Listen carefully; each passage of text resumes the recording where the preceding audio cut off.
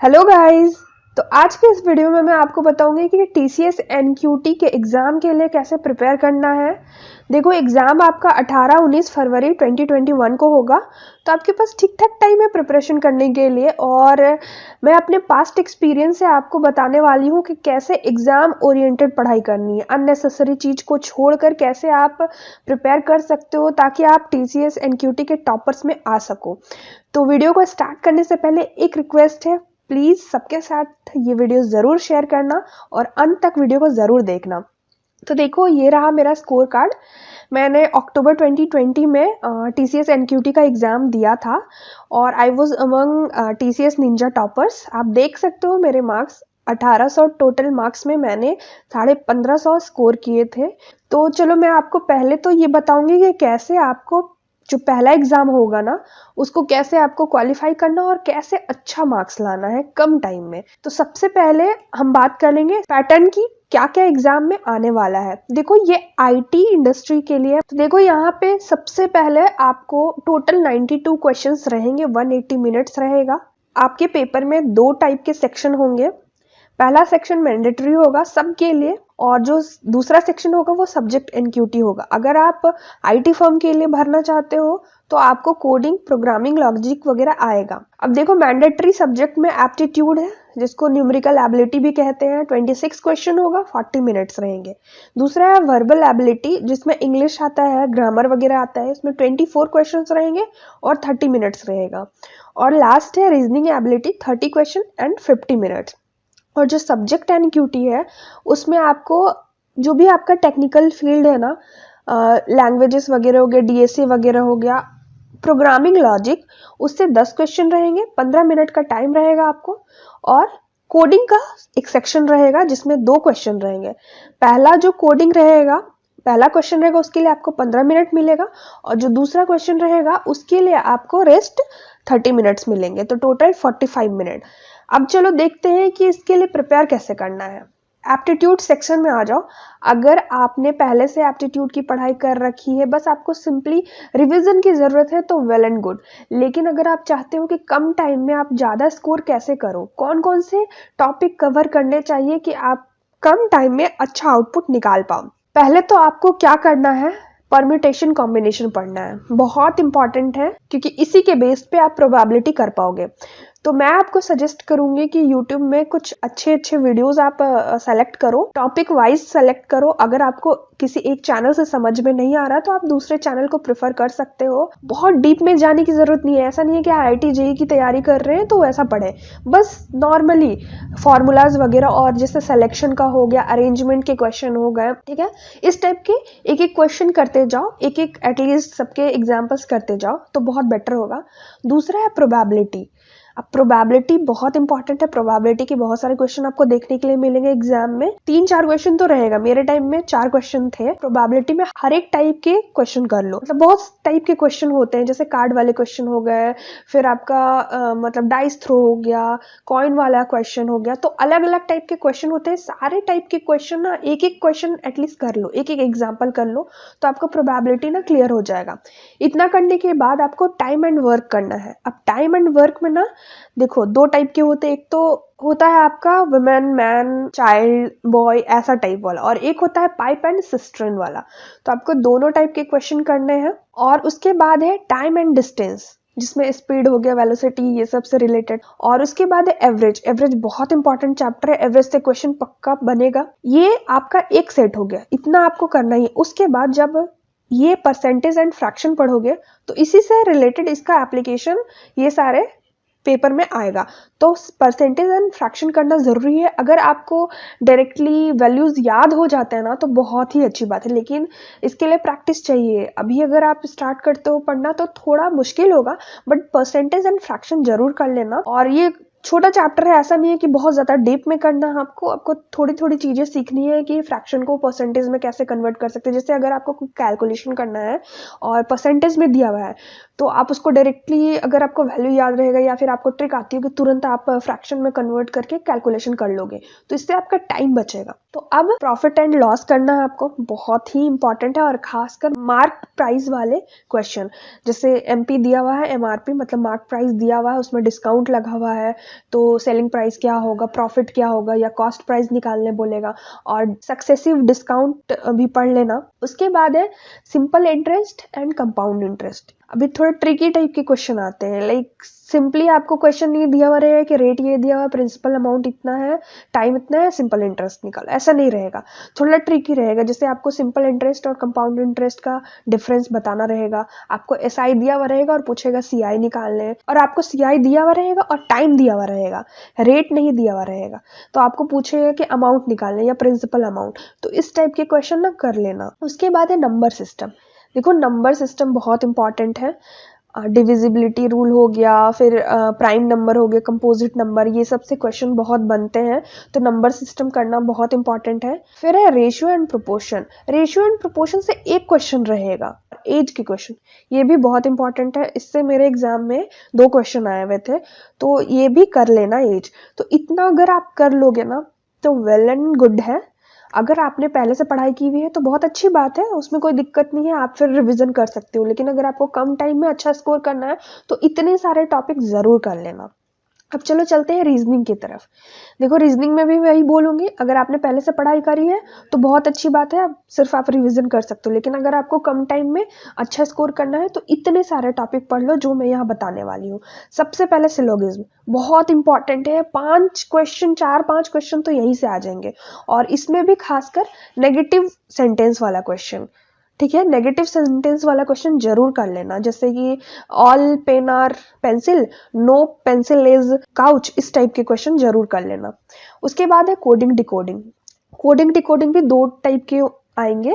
पहला तो आपको रहेगा कि कोई नंबर दिया, जैसे एप्पल है, एप्पल को 1 2 3 4 लिख सकते हैं, बैट को 2 3 4 ऐसे लिख सकते हैं, तो कैट को क्या लिखेंगे, इस टाइप के रहेंगे। और एक सेंटेंस वाला भी रहेगा, लाइक आपको कोई अलग सा सेंटेंस दिया हुआ रहेगा, मतलब कोई दूसरे लैंग्वेज में रहेगा सेंटेंस दिया हुआ, और उसका इंग्लिश मीनिंग दिया हुआ रहेगा, ऐसे करके, और आपको बताना होगा कि कोई पर्टिकुलर वर्ड का मीनिंग क्या है इंग्लिश में। के बाद है नंबर सीरीज। देखो नंबर सीरीज में ना 2-3 टाइप के क्वेश्चन आएंगे।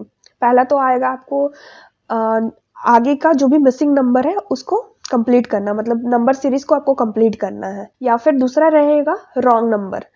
एक सीरीज दिया हुआ रहेगा और उसमें से एक नंबर जो रहेगा वो रॉन्ग रहेगा, वो सीरीज में फिट नहीं बैठ रहा, तो आपको उसको पहचानना होगा। उसके बाद है स्टेटमेंट एंड अजम्पशन और स्टेटमेंट एंड कंक्लूजन, ये दोनों बहुत इंपॉर्टेंट है। इससे एग्जाम में बहुत सारे क्वेश्चन पूछे जाएंगे, मतलब मेरे को लगता है 3-4 क्वेश्चन तो इससे थे ही, या फिर 2-3 क्वेश्चन, एग्जैक्ट याद नहीं है।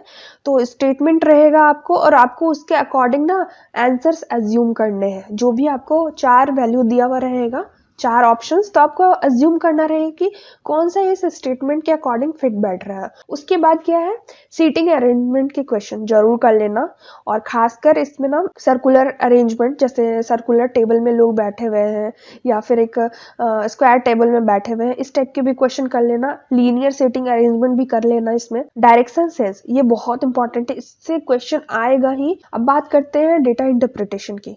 अगर आपने इसको अच्छे से बना लिया तो एक क्वेश्चन से आपका 4-5 क्वेश्चन बन जाएगा, क्योंकि जनरली डेटा इंटरप्रिटेशन के क्वेश्चन ना 4 क्वेश्चन लगातार रहते हैं। अगर आपने एक बार सॉल्व किया तो दूसरा क्वेश्चन भी उसी से रिलेटेड रहेगा, तो ये भी कर लेना। फिर है ब्लड रिलेशन, इससे 2 क्वेश्चन आए थे मेरे एग्जाम में, और ये भी इंपॉर्टेंट है। उसके बाद है ऑड मैन आउट, इससे तो बहुत सारे क्वेश्चन रहेंगे, मतलब इससे 4-5 क्वेश्चन देखने के लिए आपको मिल जाएंगे। लाइक अगर आपको कुछ नंबर्स दिए हुए रहेंगे ऑप्शन में, और रहेगा कि कौन सा नंबर फिट नहीं बैठ रहा है इनके अकॉर्डिंग, कुछ तो ऑड होगा उनमें, या फिर आपको कुछ लेटर्स दिए हुए रहेंगे इंग्लिश के, उनमें आपको ढूंढना होगा, तो ऑड मैन आउट जरूर कर लेना। फिर है मैथमेटिकल ऑपरेशन। देखो मैथमेटिकल ऑपरेशन में ना बहुत सारे क्वेश्चन आ सकते हैं। जैसे आपको गिवन रहेगा, मतलब डिवाइड का सिंबल रहेगा, डिवाइड को मल्टीप्लाई करते हैं, मल्टीप्लाई को ऐड करते हैं, ऐड को सब्ट्रैक्ट करते हैं, सब्ट्रैक्ट को ऐड करते हैं, इस टाइप से। और फिर आपको एक मैथमेटिकल ऑपरेशन दिया हुआ रहेगा, और आपको बताना होगा क्या LHS RHS के इक्वल कैसे होगा, या फिर आपको देखना होगा कि कौन सा ऑपरेशन को अगर हम स्वैप कर देते हैं तो आंसर सही आएगा। इस टाइप के क्वेश्चन आपको जरूर देखने के लिए मिलेंगे। और उसके बाद है सिंबल्स एंड नोटेशन। इतना टॉपिक आप ना यूट्यूब पे भी सर्च करोगे, या फिर अगर आप अरुण शर्मा को फॉलो करते हो, या फिर अगर आप RS अग्रवाल भी पढ़ रहे हो ना, तो आपको इतने सारे टॉपिक मिल जाएंगे। तो चलो अब आगे चलते हैं, इंग्लिश पे चलते हैं। देखो इंग्लिश में क्या है कि आपको रीडिंग कॉम्प्रिहेंशन पे ध्यान देना है। देखो एक बात मैं बता देती हूँ कि इंग्लिश तो इतने कम टाइम में कंप्लीट करना पॉसिबल नहीं है, क्योंकि इसके लिए प्रैक्टिस चाहिए होती है, खासकर एंटोनिम्स हो गया, सिनोनिम्स हो गया, वन वर्ड सब्सटीट्यूशन हो गया। तो ये सब के बारे में मैं नहीं बोल रही हूँ, क्योंकि अगर आप पढ़ते हो, मैं जो बता रही हूँ आपको टॉपिक्स, वो पढ़ लेना अच्छे से तो बेटर होगा। रीडिंग कॉम्प्रिहेंशन कर लिया, स्पेलिंग चेक कर लेना। स्पेलिंग वाले में क्या है ना कि बहुत ही अच्छे अच्छे वर्ड्स रहते हैं जो आप नॉर्मली यूज करते हो, जैसे एस्टैब्लिशमेंट हो गया, लाइक इक्विलिब्रियम हो गया, इस टाइप के वर्ड्स रहते हैं, बहुत तोप वाले वर्ड नहीं रहते हैं। फिर है error detection and error correction, जिसके लिए आपको ग्रामर पढ़ना पड़ेगा, ग्रामर की समझ होनी पड़ेगी, तभी आपका एरर डिटेक्शन एरर करेक्शन भी अच्छे से होगा। फिर है क्लोज टेस्ट। क्लोज टेस्ट में क्या होता है कि आपको एक पैरा दिया हुआ रहता है, पैराग्राफ, और उसमें कहीं कहीं पे फिल इन द ब्लैंक्स रहता है, और उस फिल इन द ब्लैंक्स को ना आपको भरना रहता है 4 ऑप्शंस में से देख के। उसके बाद है सेंटेंस अरेंजमेंट। देखो सेंटेंस अरेंजमेंट अगर मैं बोलूँ तो इसमें 2-3 टाइप के क्वेश्चन बन सकते हैं। पहला तो है कि आपको कुछ पैराग्राफ्स दिए रहेंगे, पहला जो सेंटेंस रहेगा वो आपको गिवन रहेगा, लास्ट सेंटेंस आपको गिवन रहेगा, और बीच में 3-4 टाइप के सेंटेंस आपको फिल करने होंगे। तो इसको ऐसे भी बोल सकते हैं पैरा जंबल वर्ड्स। आपको सेंटेंस को एकदम अच्छे ऑर्डर में सजाना है, ठीक है, अरेंज करना है और आंसर बताना है। ये तो एक टाइप का हो गया। जो दूसरा टाइप का क्वेश्चन आया था उसमें क्या था, आपको एक सेंटेंस दिया हुआ था, ठीक है, और वो सेंटेंस आपका मतलब अलग अलग पोर्शन में बटा हुआ था, ABCD ऐसे लिखा हुआ था, और आपको अरेंज करना था उन पोर्शंस को एक दूसरे के साथ। मतलब ए को अगर आप डी के साथ स्वैप करते हो तो हो सकता है उस सेंटेंस का मीनिंग चेंज हो जाए, इस टाइप से। मतलब एक ही सेंटेंस आपको दिया हुआ है लेकिन वो डिफरेंट डिफरेंट सेगमेंट्स में बटा हुआ है, 4 सेगमेंट्स में ABCD, और आपको उसके बाद देखना है कि सेंटेंस को कैसे अरेंज करें कि मीनिंगफुल सेंटेंस बन जाए। तो ये इंग्लिश का रहा पोर्शन। अगर आप इतना पढ़ लेते हो तो आपके लिए बहुत अच्छा है। अब देखो आते हैं टेक्निकल पोर्शन में।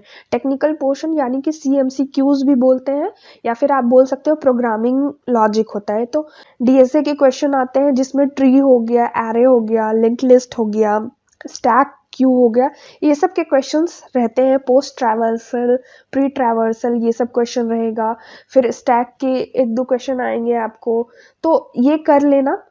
टाइम कॉम्प्लेक्सिटी देख लेना, डायरेक्टली आते हैं एग्जाम में कि बाइनरी सर्च का टाइम कॉम्प्लेक्सिटी क्या है, या फिर शॉर्टिंग का टाइम कॉम्प्लेक्सिटी क्या है, और प्रीवियस ईयर के जो भी क्वेश्चन है TCS के वो लगा लेना, मोर देन एनफ है। उसके बाद बात करते हैं कोडिंग सेक्शन की। देखो कोडिंग सेक्शन में ना आपको 2 टाइप के कोडिंग रहेंगे। पहला जो रहेगा वो 15 मिनट का रहेगा, दूसरा रहेगा 30 मिनट का। जो तो पहला 15 मिनट वाला क्वेश्चन ना वो थोड़े इजी रहेंगे, मतलब उसमें हो सकता है आपको डायरेक्ट क्वेश्चन भी रहे। मुझे पैटर्न फाइंड करने के लिए आया था तो थोड़ा पैटर्न ट्रिकी था, बट ये डायरेक्ट क्वेश्चन हुआ। मतलब इसमें ऐसा नहीं है कि 2-3 टाइप का अलग अलग कंसेप्ट यूज हो रहा है। और जो दूसरा क्वेश्चन है ना, दूसरा कोडिंग का क्वेश्चन रहेगा 30 मिनट का, वो थोड़ा ट्रिकी आएगा। थोड़ा क्या मतलब थोड़ा ज़्यादा ही ट्रिकी था। अगर आपका प्रैक्टिस है तो बहुत अच्छी बात है। देखो मैं कुछ कुछ बता दे रही हूँ कि आप क्या पढ़ सकते हो, कम टाइम है तो। देखो आप रिकर्शन कर लो, उसके बाद स्ट्रिंग क्वेश्चन कर लो, एरे अच्छे से पढ़ लो, और लिंक लिस्ट, इतना काफ़ी है। अगर टॉपिक की बात करें कि क्या क्या टॉपिक आप कर सकते हो अपने बेसिक्स के लिए, देखो डायरेक्ट क्वेश्चन तो नहीं आएगा, लेकिन इन सब का ना एप्लीकेशन आएगा। हो सकता है एक क्वेश्चन आए जिसमें आपको पैटर्न भी रहे, हो सकता है स्ट्रिंग भी रहे, ऐसे तो आप यूज़ कर पाओ। तो देखो बाइनरी सर्च कर लेना, फिबोनाची सीरीज कर लेना, पैटर्न फाइंडिंग कर लेना, हर टाइप का पैटर्न, ठीक है। ट्रायंगुलर हो गया, उसमें ABCD वाला 1 2 3 स्टार, हर टाइप के पैटर्न कर लेना। पैलिंड्रोम कर लेना, आर्मस्ट्रॉन्ग नंबर कर लेना, स्ट्रिंग का रिवर्सल कर लेना, शॉर्टिंग पढ़ लेना, फिर 2 एरो को कैसे मर्ज करते हैं वो पढ़ लेना, स्पेशल कैरेक्टर कैसे फाइंड करते हैं स्ट्रिंग में, या फिर रिपीटेशन ऑफ लेटर कैसे फाइंड करते हैं स्ट्रिंग में, ये पढ़ लेना। डेसिमल टू बाइनरी और ऐसे ही बाइनरी टू डेसिमल कन्वर्शन वगैरह पढ़ लेना। तो देखो ये इंपॉर्टेंट है क्योंकि ये आपका बेसिक्स है। इतना आप कर लोगे ना तो आई होप कि आप अच्छा स्कोर कर पाओगे। तो चलो यहीं पे हम लोग वीडियो खत्म करते हैं। All the very best to you guys. और अगर कुछ भी क्वेरी पूछनी हो या फिर इससे रिलेटेड कुछ वीडियो आपको चाहिए होगा तो प्लीज़ कमेंट बॉक्स में ज़रूर बताना। और अगर ये वीडियो पसंद आया होगा तो प्लीज़ लाइक कर देना, चैनल को अगर अभी तक सब्सक्राइब नहीं किया है तो सब्सक्राइब भी कर देना। तो थैंक्स फॉर वॉचिंग, मिलते हैं नेक्स्ट वीडियो में, तब तक के लिए बाय बाय।